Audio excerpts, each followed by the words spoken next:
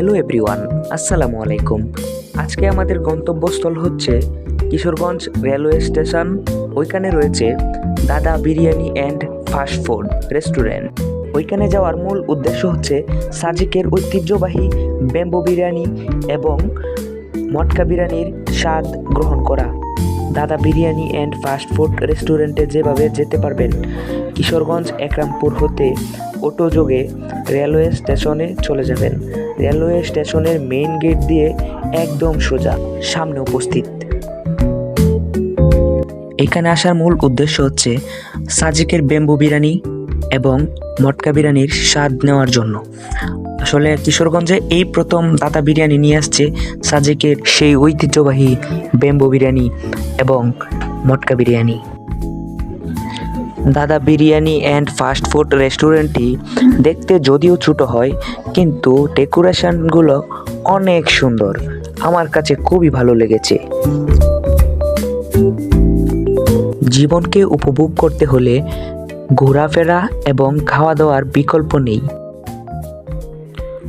এখানে খাবার খেতে আসতে হলে আপনাকে হাতে কিছু সময় নিয়ে আসতে হবে, কারণ এখানে আসার পর আপনি অর্ডার দেওয়ার পরে ওনারা সেই খাবারটা মেক করে আপনাকে দেয়। সেই জন্য মিনিমাম 10 থেকে 15 মিনিট হাতে নিয়ে আসতে হবে। এত জল্পনা কল্পনার পরে সেই বিখ্যাত মটকা বিরিয়ানি চলে আসলো আমাদের সামনে। এমন একটা ঘ্রাণ আসতেছিল যা বলে বোঝানো হয়তো সম্ভব না। আর আমার বড় ভাই সেটা ধরে দেখতেছিল ঠান্ডা হচ্ছে কিনা, কিন্তু দুঃখের বিষয়টা এতই গরম ছিল যে আমাদের সামনে থাকার পরেও 10-15 মিনিট ধোঁয়া উঠতেছিল। এখন আবার চলে আসলো ব্যাম্বো বিরিয়ানি।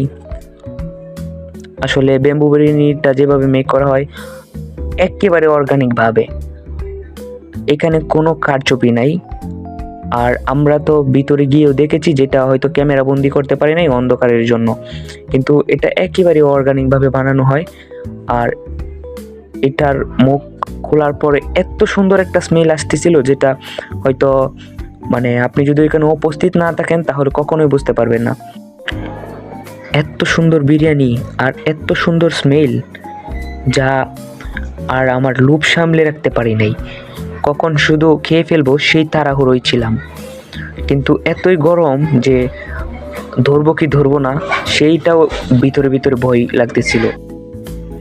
আমরা 2টা বিরিয়ানি নিয়েছিলাম, একটা মটকা বিরিয়ানি আর একটা ব্যাম্বো বিরিয়ানি, কারণ 2টার স্বাদ ভিন্ন। আর আমরা চেয়েছিলাম 2টাই উপভোগ করার জন্য।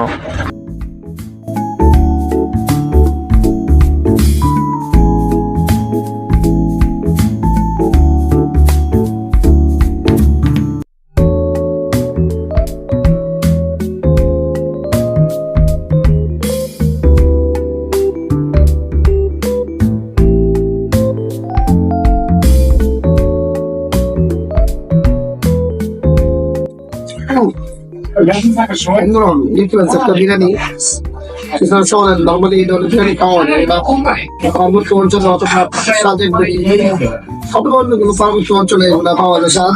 আমরা কিশোরগঞ্জ ফার্স্ট এবং এক্সপিরিয়েন্সটা অনেক চমৎকার। হ্যাঁ, মন্দের ভালো না, অনেক ভালো। খাদ্য শরীরের জন্য জ্বালানি হতে পারে, কিন্তু ভালো খাদ্য হলো আত্মার জন্য জ্বালানি স্বরূপ। ভাই বিরিয়ানিটা কেমন লাগছে? কিশোরগঞ্জে ফার্স্ট এত স্বাদের বিরিয়ানি। আর আমার মনে হয় কিশোরগঞ্জে এই প্রথম মটকা বিরিয়ানি ওরাই করছে।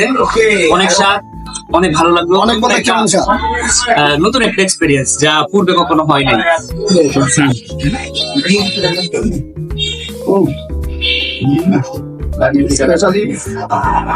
বাসের বিরিয়ানি আর মটকা বিরিয়ানির মধ্যে অনেকটা ডিফারেন্স। এটা কিছু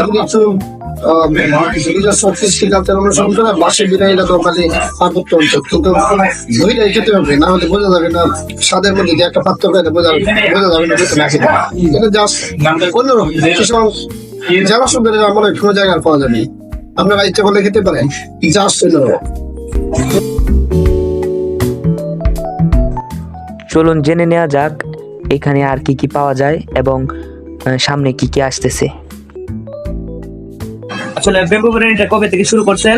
এটা 16 ডিসেম্বর থেকে। কেমন চলে? আলহামদুলিল্লাহ ভালো। এখানে কি কি বিরিয়ানি পাওয়া যায়? এই তো শাহী মুরগ পোলাও, চিকেন তেহেরি, শাহী মাটন কাচ্চি, তারপরে matka biryani, bamboo chicken biryani, chicken Hyderabadi biryani, chicken dum biryani.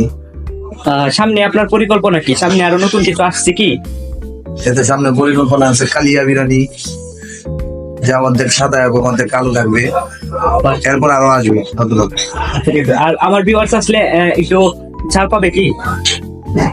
হ্যাঁ পাবে। আচ্ছা, ধন্যবাদ এতক্ষণ সাথে থাকার জন্য।